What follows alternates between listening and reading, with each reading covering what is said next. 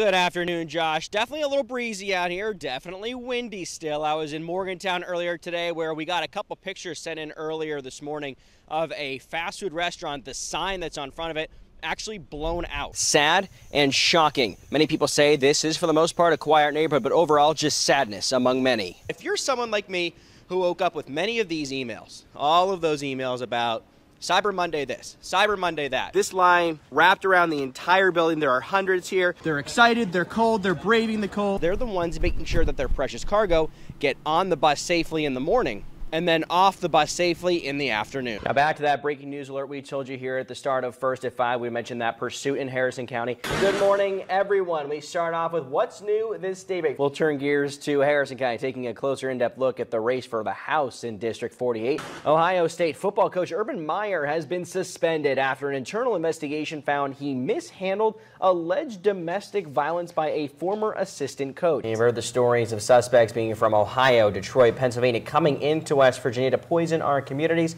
I found out what steps police take to try and catch the crooks before they do damage. You heard me on First at 5 talk about how Drew did not give me a rose for Valentine's Day. Here it is. U.S. Marshals are offering a $5,000 reward for any information leading to the arrest of a man from Bluefield who allegedly shot a police officer. Attorney General Patrick Morrissey is trying to work with other states to try and stop these robocalls. The ones where they tell you that your vehicle is out of warranty. Employees inside say they can actually see and hear pieces of the building falling while they're working. And if you hit the lanes and realize you aren't as good as you expected, it went that way.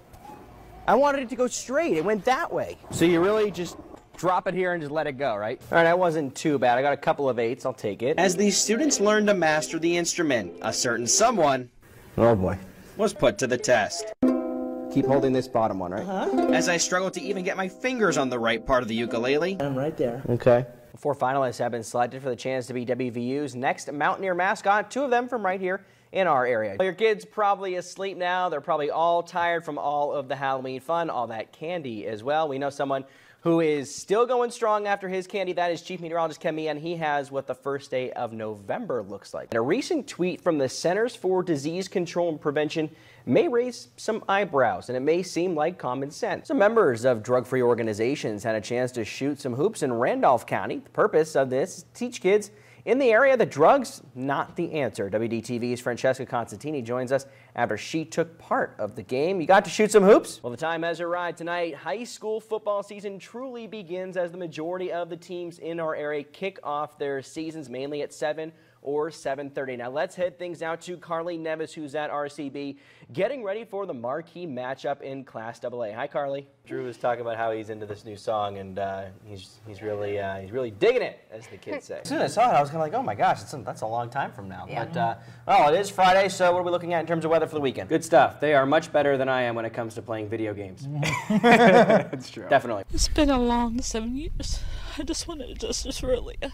The frozen face of Lena Lunsford Conaway as soon as the jury found her guilty of all 4 charges, including murder.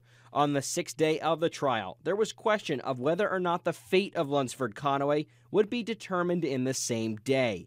But after the defense team, led by attorney Tom Dyer, called just 2 witnesses to the stand, the case was in the hands of the jury before the end of the workday. Since Aaliyah's disappearance, the Lewis County community became family in trying to bring justice for a 3-year-old girl. We made a promise back in the very beginning that we would not stop. The community became a voice for Aaliyah, so much as to putting her face on posters and signs throughout Weston, asking people to find her. Brandy Nesbitt told 5 News she's logged hours and has taken countless steps working to help find Aaliyah. I just hope now that maybe we'll be able to find her. Her goal still to find justice for Aaliyah. Give her a proper burial, what the baby deserves. Shortly after the verdict was reached and presented into a packed circuit court in Lewis County, emotions spoke for themselves. There's some closure, but it's just so many questions still. Why? Whenever she had family, she had people that would be willing to help her, and she just chose not to do that. For now, they have something they've waited 6.5 years for. I feel like we're starting to get that now. For 5 News, I'm Austin Pollack, keeping you connected in Lewis County. As Dylan takes his turn around the bases, we'll tell you his story. Born with Down syndrome, Dylan is a friend to many. Everybody that knows him loves him, and everybody that he knows he loves. Throughout his childhood, everywhere he goes, he knows someone, and someone knows him. If we would go shopping at the mall, he would walk up to people and want to grab their hand and walk with them. From South Harrison to RCB, Dylan has looked up to Mark Jones, both a teacher and coach at the school. It's like an older brother relationship. It's pretty special. Actually, it's beyond special. It's a relationship so one of a kind. Mark doesn't look at Dylan as just a student. My buddy. And Dylan doesn't look at Mark as just a teacher. Dylan calls him his buddy, so he's not just a teacher, he's his friend. Friendships, no matter what type of friendship you build, you know, it's going to be lasting with somebody. Since last year, Mark has been finding a way to get Dylan up to the plate. On Tuesday, it became reality. It didn't matter if you were a Bird fan, a Lewis County fan, it didn't matter because we were all Dylan fans at that moment. The scoreboard was irrelevant when the final out was made. A boy's dream came true when the Eagles took Dylan under their wings. Being able to do what we did the other day with Dylan that's more important than any win, any loss, because everybody wins in that situation. And a mother proud of her son for overcoming his obstacles. If he can make a difference in the kid's life in the school, just like they do for him, that's all I can really ask as a mother. All 15 of our guys, along with the coaching staff and the fans, it's something we're going to remember. Probably we're going to remember it maybe even more so than what Dylan will. And that's the story of Dylan Cunningham, who hasn't let anyone keep him from scoring. Systems like these aren't all that new in the Marion County schools. Please come in. They've given administrators the opportunity to find out who Can I help you? they're letting into the building. For years, they've been a key component of school safety at JN Elementary School in Fairmont.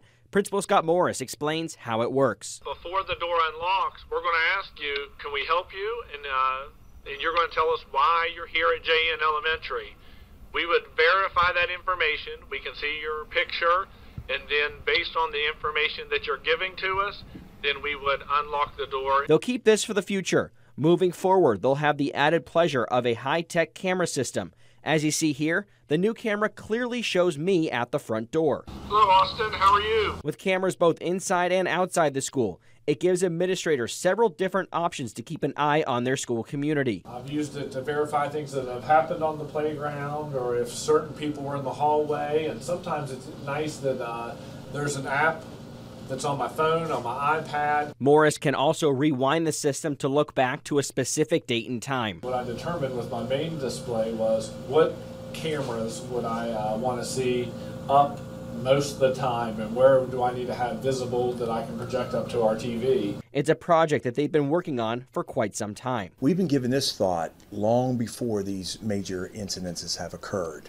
As a matter of fact, 3 to 4 years ago, we started setting money aside to replace cameras in our school system. Officials say there are about 550 cameras on BOE-owned property right now. They're about 75% of the way toward finishing this upgrade. And once it's done, they'll have nearly 300 more cameras. We feel comfortable that as soon as this project's been completed, that it will really put Marion County schools in a position where we should feel real good about where we are with security cameras. Today for Tasty Tuesday, we visit what is a place for kids at heart, like myself. A little bowling and then a pretty well-known sports bar for lunch. All of this in Morgantown. You may have heard of Kegler's and may have been there, but we learned a little bit about their story and what goes into their success.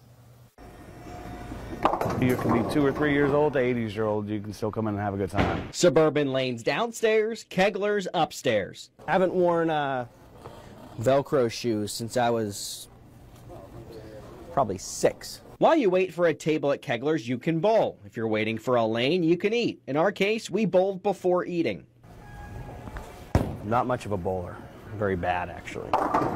Many in our community know Kegler's for their wings, but it was the bowling that came first. And they started out with a few TVs upstairs, and they wanted to do some nicer sandwiches and wings and burgers for the bowlers. And that's kind of how it all got started. Now their food, specifically those juicy wings with homemade sauces, have become a staple in the Morgantown community. We try to cater to the clients as well. We want to try to do different things to make them keep coming back, and we have a lot of people that do come back. Picture perfect wings, burgers, salads, sandwiches, all recipes right from the kitchen and true comfort food. But we got to change with everything else. As people change, we got to change with them. On top of good quality food, you can also get a fan-favorite environment to catch all the action. I put the NFL games on Sundays, and I tell them if they bring a crowd, I'll put them on the big screen. Of course, always if the Steelers are playing, they're always on sound. And if you hit the lanes and realize you aren't as good as you expected, it went that way.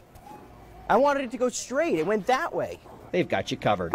So you really just drop it here and just let it go, right? Just push it off right there. For 5 News, I'm Austin Pollack, keeping you connected in Monongalia County.